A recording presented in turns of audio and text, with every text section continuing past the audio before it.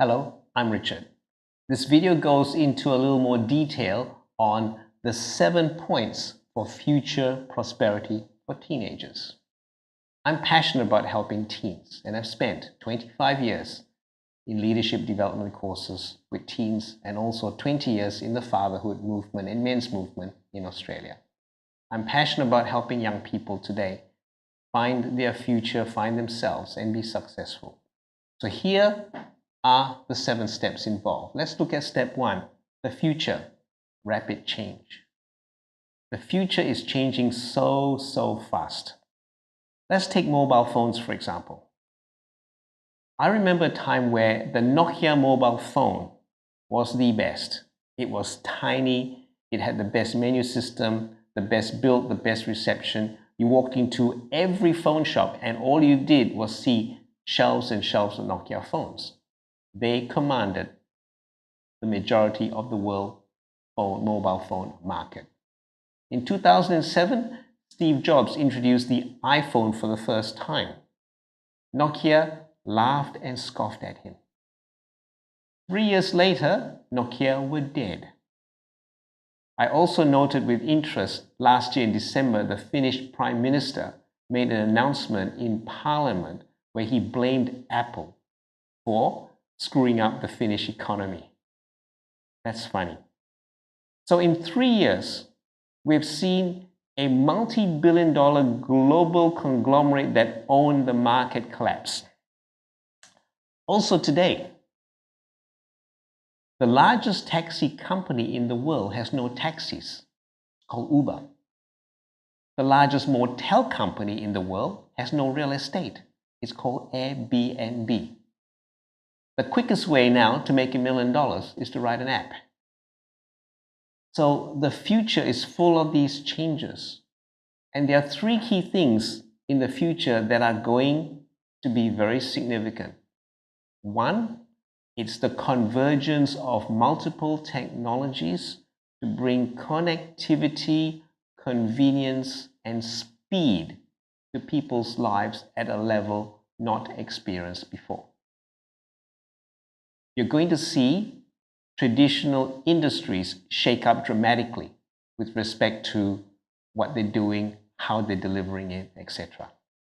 Today, learning is about e-learning, videos, short messages. Podcasts are very big. And so learning on the go is very big and important for people. The desire today is to be able to have multiple streams of income and have a global business that is virtual, meaning that you can run it anywhere in the world, just from your mobile phone. This is something possible with technology today. I have a 100% virtual business, and hence I've enjoyed a lifestyle where I can travel around anywhere in the world and not be concerned about setting aside my work when I'm away 2 weeks for holidays and having several hundred emails in my inbox when I get back home. This is what the future has. The issue is that the traditional education system is not preparing young people for that. And most parents do not have the skills, experience to be able to prepare their young people for that future as well. It's an area they have to navigate on their own, which sometimes is very difficult. What else does the future hold? The world is becoming a very small place. Air travel is becoming cheaper, more accessible to young people. There's an increasing number of young people taking sabbaticals from their college, university work and traveling around the world and coming back. There's so many backpacking around. So backpacking is a huge industry. The other area of holidays that's growing and booming is cruises on ships, because it's economical, it's great value for money, it's an incredible social experience depending on the boat you're on, and also it's something different and fun. Many trends are emerging and changing as time goes on. One issue in the Western world is the cost of home ownership. That is a major problem for the future.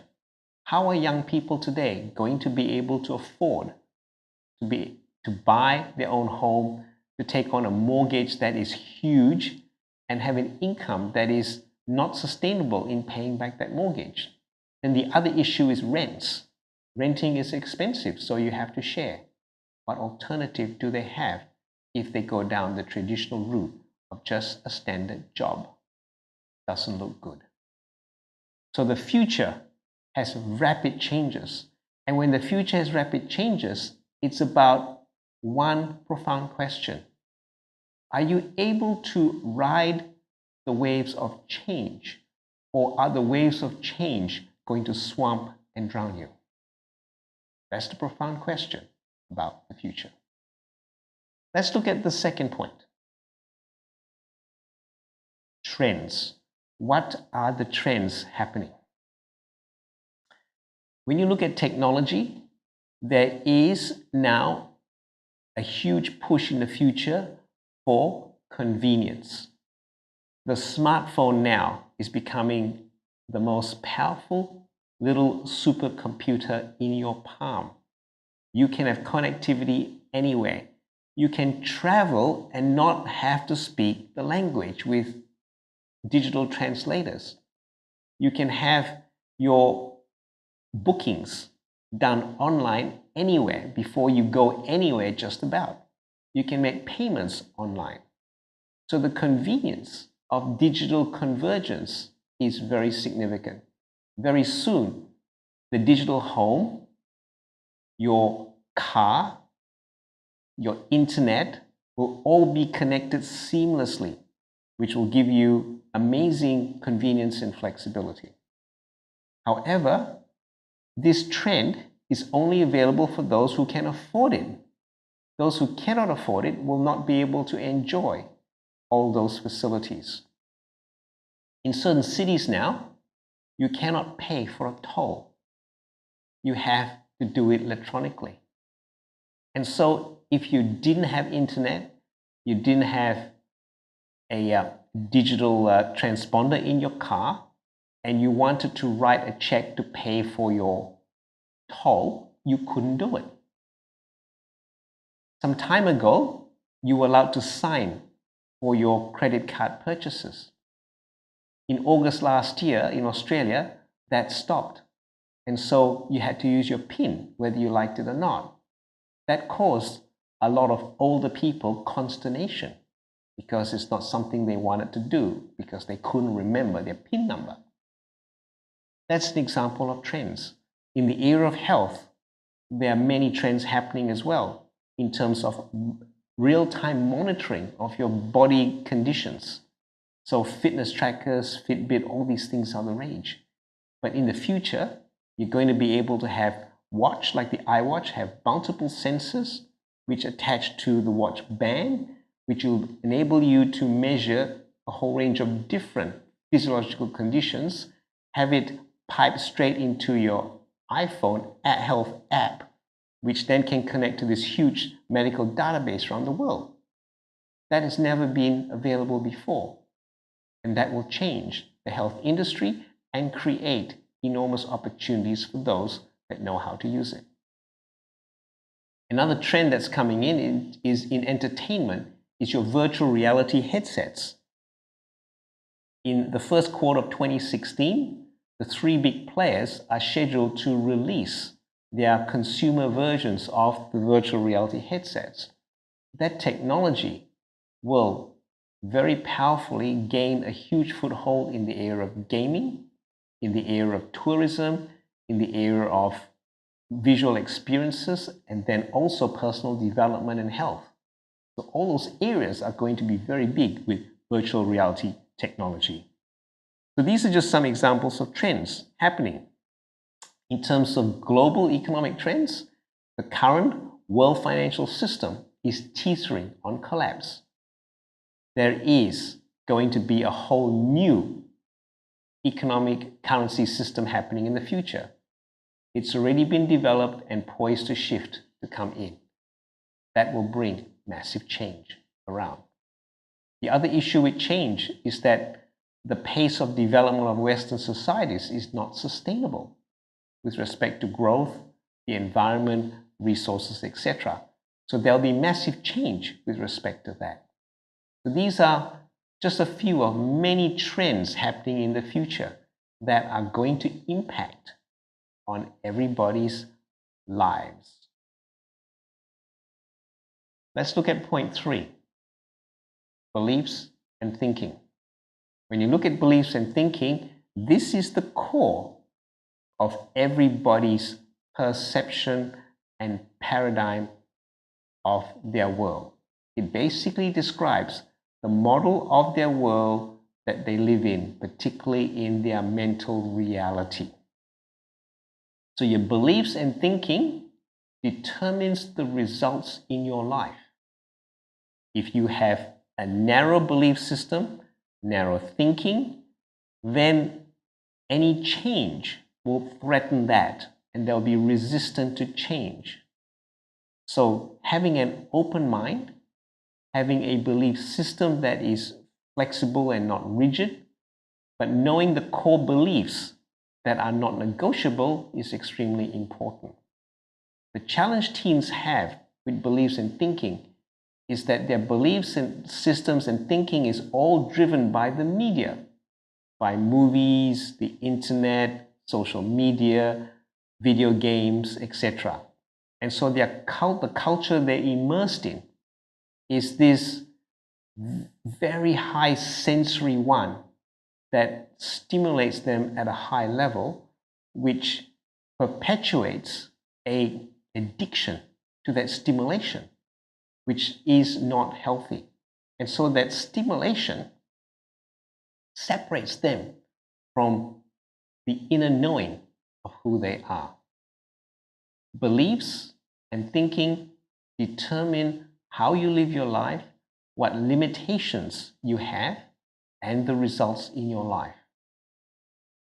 Einstein said that you cannot solve a problem from the dimension in which it was created.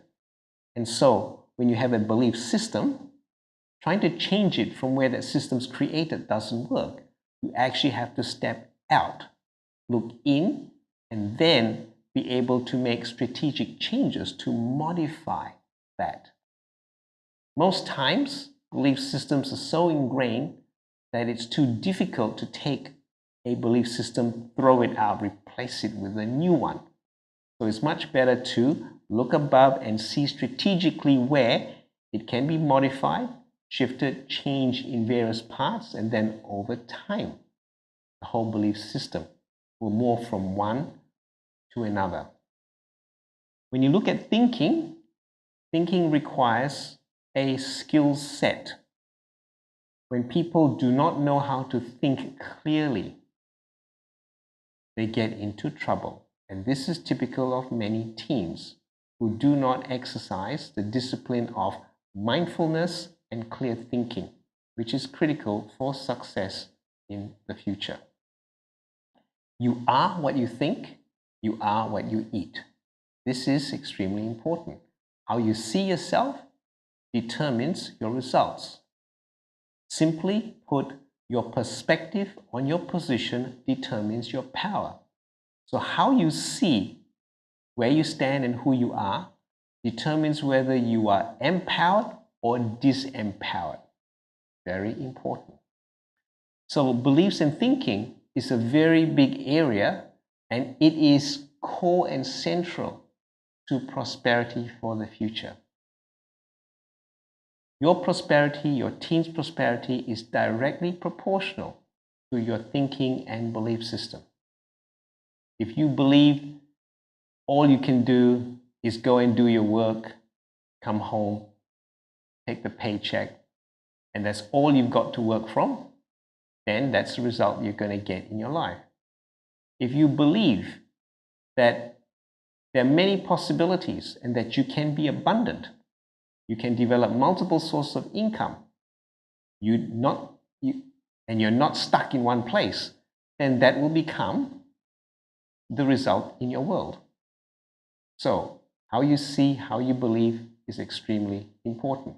And this is a process that's going to take time for young people to shift and to be able to modify and learn. Let's look at point 4. 3 and 4 are internal and core. 4 is CEE. It's about character, EQ, emotional intelligence, and entrepreneurial skills. Let's look at character.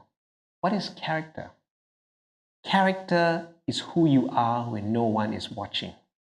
Character is the innate nature of a person that determines behavior. Companies all hire on skill and fire on character. And when you look at character and you can understand and break down character to what it is, it drives behavior and determines whether you have sustainability and success or you have short-term failure. Character is what you are. It's a moment-by-moment decision as you go along. It's not something you can learn from a weekend course or a term in school. It is something you give attention to moment by moment as you go through life. Character can be developed. Part of it is innate, but a lot of it can be developed over time. There is little in our society, particularly in the school system, that teaches young people character. Character is what breeds success. There'll be more on character from me in the future. Let's look at EQ. EQ is emotional quotient. It's emotional intelligence. What is that? That is the ability to connect with people, to tune into people, to relate to people, to emotionally, intelligently relate to people in a way that is meaningful. That is what EQ is. And this is a skill that needs to be developed. It's all part of people skills and being able to inspire, motivate, communicate, get your point across, and to be able to work in teams. The best team players are the ones that have high EQ. The best leaders are the ones that have high EQ. No point getting great results if everybody thinks that you are a big a-hole. That's EQ. The third one, E, entrepreneurial skills. Moving forward, you have two choices in life for young people. One, you go work for somebody and you trade time for dollars. That's called a job. Or you have other people work for you. If you have other people work for you, then you have much greater scope in terms of influence, in terms of impact, and of course, prosperity and income for the future. Entrepreneurial skills is the ability to look outside, identify a need or a service, and then set about developing that, creating it, delivering it. That requires a whole different skill set, which you generally do not learn in school. And being an entrepreneur is pretty exciting. It's also risky because there's risks involved. Today, because of what's recently in trends, getting funding to set up a business is much easier because you've got something called crowdfunding, which means that you don't rely on having the ability to pitch large organizations in terms of venture capital funding for a particular project, because the requirements that they require are onerous. So entrepreneurial skills is the ability to see a need, see a service, and develop a flexible, viable business in being able to do that.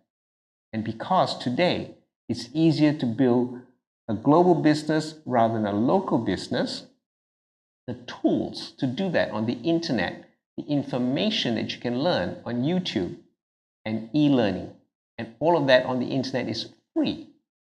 That's phenomenal in terms of potential for learning. That's entrepreneurial skills.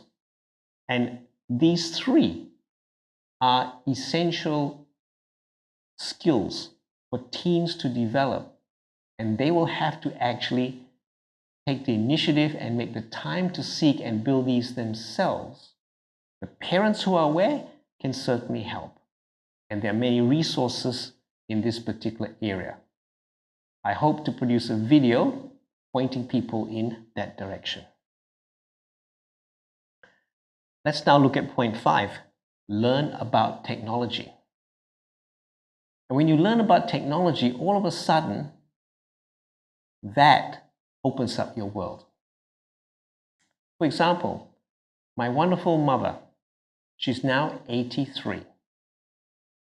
5 years ago, she discovered email. Prior to that, she was just handwriting letters the old snail mail way, and then using the phone every now and then to make long distance calls to her friends in different states and different countries.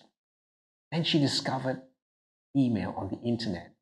And she also discovered that her beloved church had a beautiful website where she could download sermons, get information about activities, everything else. All of a sudden, her world changed. And she's on the email every day, emailing all her friends in different parts of the world. And that has changed her life. All because she took the step to learn a new technology that would help her. The 3 areas of technology which I'm putting time into learning is the smartwatch. I have an iWatch. I was an early adopter because I saw that this trend in future technology was going to be very important. So I bought one to experience it, to learn about it, to be able to see its potential capabilities, and also to follow the trends so that sometime in the future I could be positioned in terms of creating something around it. I'm also following the trend of virtual technology. So I bought an Oculus Rift development kit to play around with it, to see what it would be like. And it's extraordinary what it can do. So that technology is very exciting. The third thing that I'm developing in terms of technology is light technology with the business I have with the Pandora Stein Lucia Light. These lamps have amazing benefits to people. And so the light alchemy technology that I'm developing is very exciting in terms of what it can do for people. And this is about learning technology. And so there's many areas in technology that can be learned. For example, if you're a builder, you need to know about the fully digital home and what's involved there. If you're a mechanic, you've got to learn about how technology and digital technology in cars is making a difference. The Tesla motor car makes your traditional mechanic obsolete. And so that in itself brings in different and new needs in terms of a motor car. And so you have to understand electric motors, batteries, interfaces with computer systems, software programming. Forget about pistons, oil change, and transmissions and things like that. They don't exist in a Tesla. So that's about discovering and learning new technology. There's many other areas where technology is going to make a change. And we've only seen the beginning of massive change in a whole range of different ways with technology. For example, newspapers and magazines. It's all digital today. You don't actually have to buy a hard copy magazine. I don't buy a hard copy magazine or newspaper. I go online and read it. I don't buy hardcover books anymore. I always buy my books from Kindle. I have it downloaded to my device. I pay under $10 and it runs on everything. Runs on my MacBook, my iPad, my iPhone, my Mac Air, everything. It's great. I love it. But I've had to shift from getting used to reading a paper book to reading it on the screen. I did the shift and I haven't looked back. People who are locked into, no, I must have a book, otherwise I can't read, they will never move into the digital age of e-readers that are so convenient. Let's now look at point 6, discover your passions. What are your passions? Your passions are the things you love deep in your heart that make your soul sing. They're the things that will always be there. So when someone is passionate about animals, they will always love animals for the rest of their life. If someone is passionate about the outdoors, they will always love the outdoors for the rest of their life. And the list goes on and on and on. If someone likes dancing or cooking or art or photography. Sometimes you don't know your passion until you get into it and you try it and you go, wow, I love this, so I'm getting into it. In 1984, which is a long time ago, I bought my first IBM PC clone. I was really excited because this was new technology. I didn't realize that when I bought that it was going to start a lifelong passion in computers and technology. And that's what's happened. And it's not slowing down either. So I'm one of these early adopters that look at future trends and technology. And it all started from a passion that I developed when I first bought the IBM PC. Now, discovering your passions is all about looking at the things that you like and the things that you love, and then going deeper down from the things that you love, the things that you like, and seeing below that what is the core energy of those things that you like and love. And once you know how to do that, they're your core passions. They are what make you unique, and they are the love seeds in your heart that you're supposed to bring to the world. Discovering that takes time. I have a process to help people. There are lots of different techniques around to help discover people's passions. Now, there are your general passions, then there's your core passions. Your general passions are things that you like. Your core passions are what makes your soul beat. They're very strong, and the expression of that is basically the legacy you are meant to leave the world. So when you discover what your core passions are and you're able to express them, it is very powerful. The amazing thing is that when you start going down your path and aligning with your core passions, the universe just brings things your way to take you on that journey in a much more powerful and fulfilling way that flows. That has been my experience. And the other thing about passions is that when you tap into someone's passion, you don't have to motivate them. They are self-motivated because it fires up an engine inside that's already sitting there, dormant. Today, motivating teens is all about pleasure and pain. And when a teenager isn't cooperating, usually giving them a lot of pain doesn't help. Pleasure does. The problem with pleasure is that it gets to a point whereby it is a self-perpetuating problem. Because when you bribe a teen, and you start that process, you have to continue doing it to get a result. And then there's the expectation of more and more and more and more, which becomes a self-perpetuating problem. So that doesn't work. And so tapping into someone's core passions is very powerful in terms of motivation, because when you do, it's like pushing a button in the heart that spreads through the entire body, that resonates and says, yes, let me at it, let me do it. So that's discovering your passions.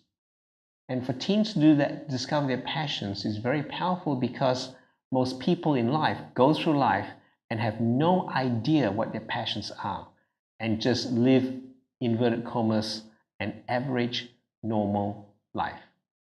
They're born, they grow up, they go to work, they pay taxes, their life comes to an end, And when you look at that life, it has not amounted to much apart from that little world that they lived in.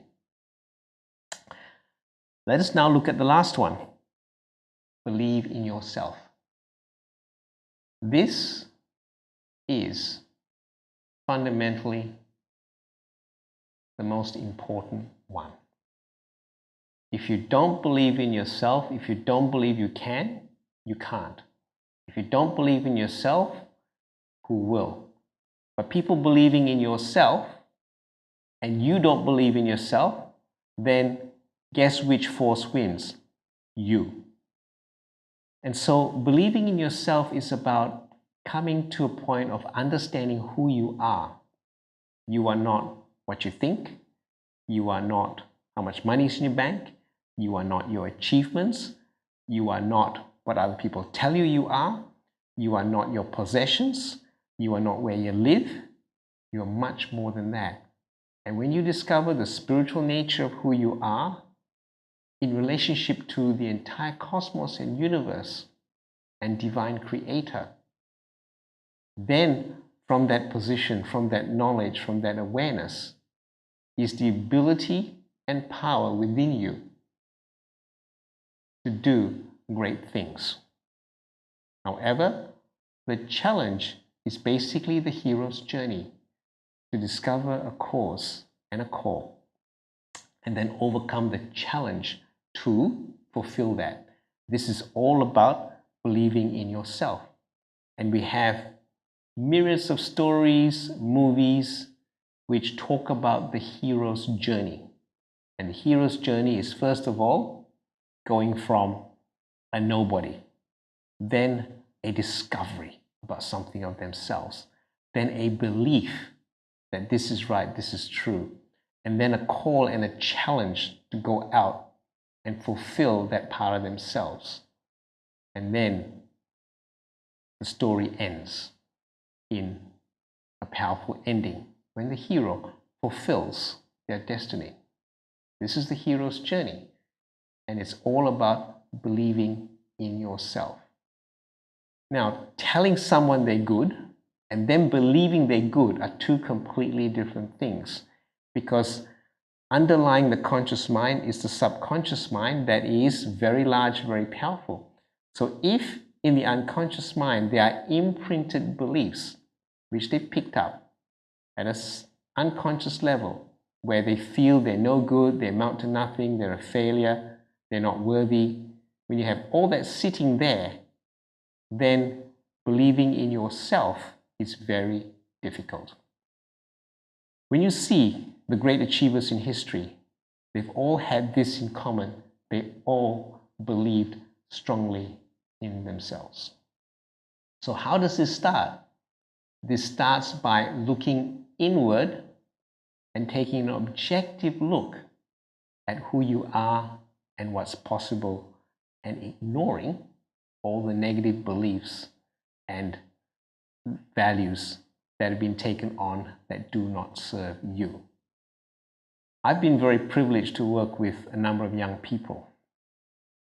The most powerful group of people I worked with were the teens and young people at the bottom of the ladder, those in a drug recovery program.